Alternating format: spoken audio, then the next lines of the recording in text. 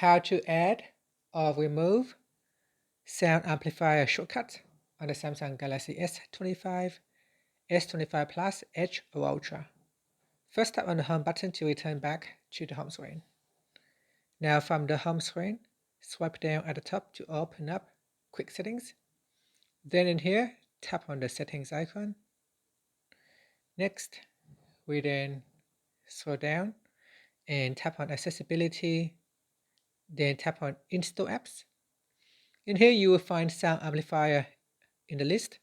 If you cannot locate Sound Amplifier from the list, make sure you go to Google Play Store and install Sound Amplifier.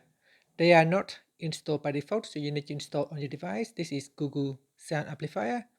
Once it is installed, we can go back to the settings menu in here and tap on Sound Amplifier. Then tap on Sound Amplifier shortcut. Tap on the toggle button to switch it off or turn it on. Once it is turned on, you can add it to the accessibility button down here. So simply tap on the radio box here to turn on or off. You can also assign the shortcut to the side button. So the side button plus the volume up keys combination. This will bring up another menu.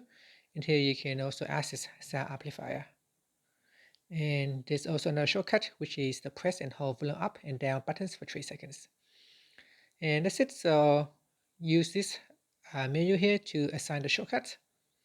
Here is the accessibility button. If I tap on that, then I can tap on Sound Amplifier. This will allow me to quickly access Sound Amplifier from the shortcut. And that's it. Thank you for watching this video. If you find it helpful, please like and subscribe to my channel for more videos.